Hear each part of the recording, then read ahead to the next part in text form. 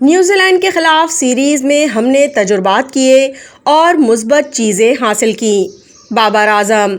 हफ्ते को पाकिस्तान ने 5वीं टी20 मैच में न्यूजीलैंड को 9 रन से शिकस्त देकर सीरीज 2-2 से बराबर कर दी।